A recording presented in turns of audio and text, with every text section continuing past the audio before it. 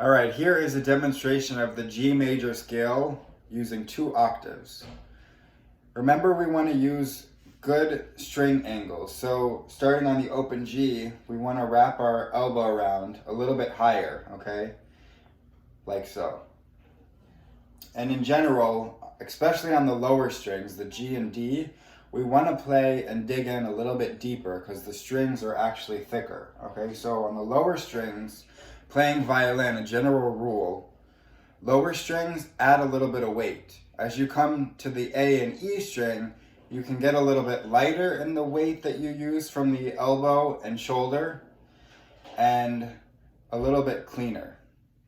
We can really be heavy with the weight on the G string, all right?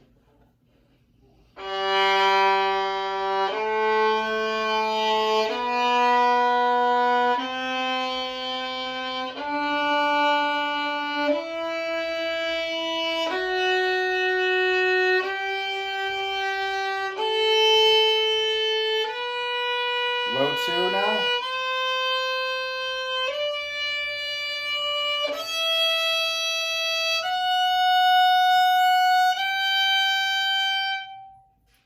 All right, so for a second, let's just isolate and work on the first octave, okay? So we know one octave has 8 notes. 1, 2, 3, 4, 5, 6, 7, 8, and we're back at G. From open G to third finger G on the D string. So let's just work on that. Again, our finger pattern is whole step, whole step, whole step, half step, okay? That's our finger pattern.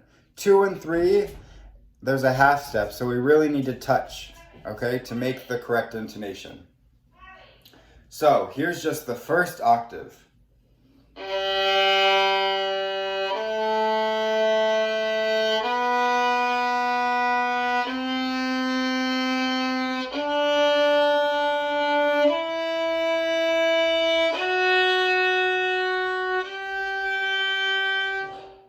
And again, in the first octave, we only use 2 strings. So work on that pivot from G to D.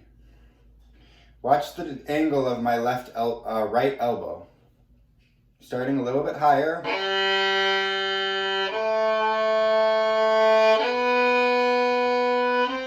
Now, open D, I'm just changing ever so slightly the angle of my right elbow.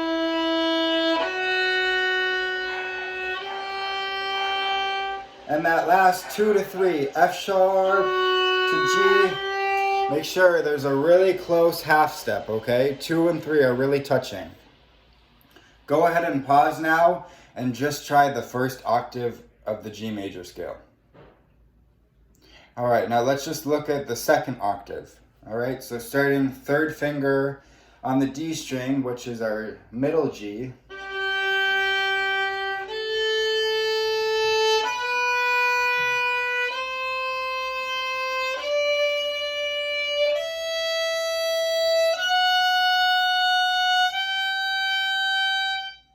All right, when we start G to open A, now that pattern from the open A string and E string, we change. Instead of 2 and 3 becoming a half step, we change to open A, first finger, second finger's half step, and 3. So our finger pattern looks like so. So if we really walk through the whole steps and half steps, whole step, whole step. Here's our first half step in the second octave. So make sure that 1 and 2, B to C natural, they really touch to form a tight half step, okay?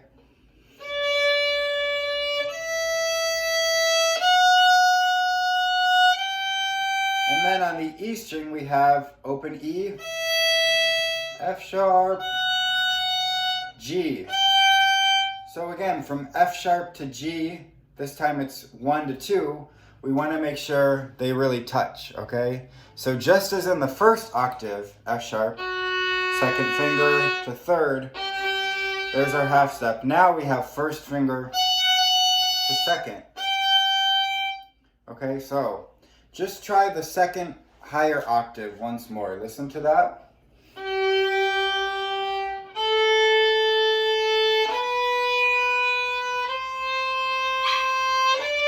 Now we're going to open E, so change your right elbow ever so slightly.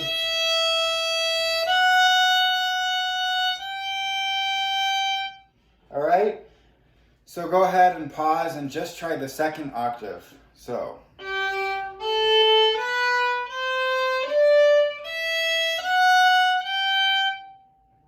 Okay, let's continue now.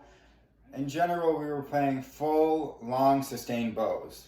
Let's try the whole scale, ascending and descending, using a staccato eighth note stroke. Okay, so a little bit shorter with more bursts of energy.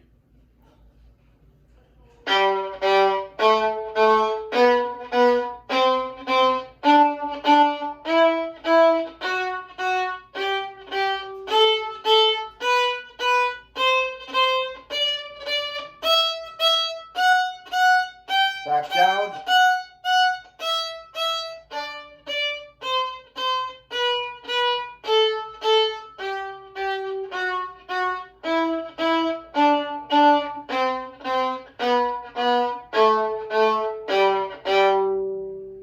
All right, so go ahead and pause and practice ascending and descending, going up and down the G major scale. Do that about 2, 3, 4 times until you're comfortable and you're really changing to the correct finger patterns on the right string.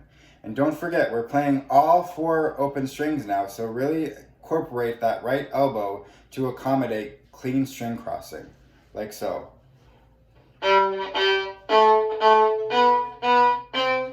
Change. A little bit lower for the A.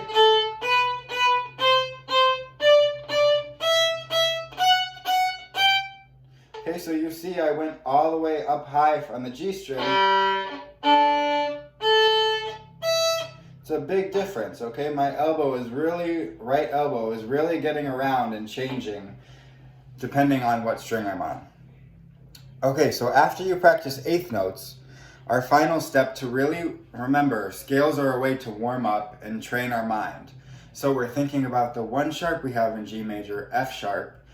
We're thinking about utilizing the right elbow, working on style. The final thing we're going to do is warm up our little muscles in our right hand, okay? And try to get some finger action. For younger students, we usually refer to this as jellyfish fingers, okay? So go ahead and review the steps of pointer finger push-ups, pinky push-ups, and go ahead and try isolating each finger to get separate action in each muscle, okay? And then go ahead and try some jellyfish movement, loosening up each finger and also your right wrist, okay? Make sure it's not locked. It's going to create a locked sound. Okay, so the final step after we've done staccato eighth notes is to try a rounded and flexible 16th note in the scale. So it's going to sound something like this. And again, I'm utilizing my wrist and fingers. I'm not going now working with my elbow or shoulder, okay? It really comes from the wrist, okay? So if you want to practice this, try once just actually playing open G and or open A. Let's try open A. And actually holding your elbow and your forearm so you don't use those muscles. And force yourself to use your right hand fingers and wrist.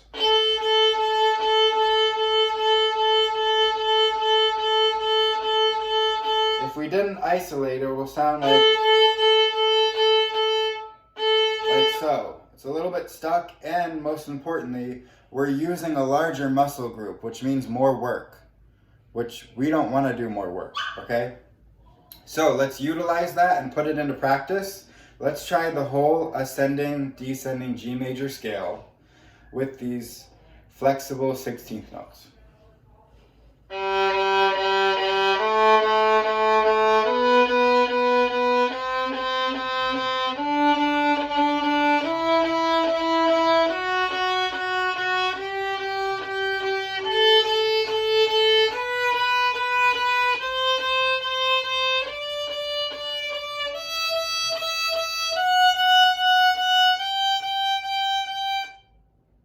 Alright, so this is a good time to hit pause.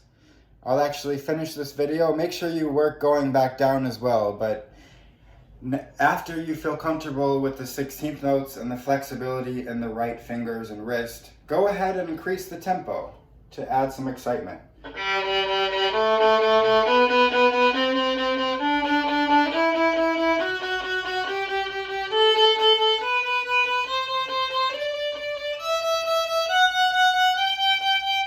Okay, let's even up the tempo even more.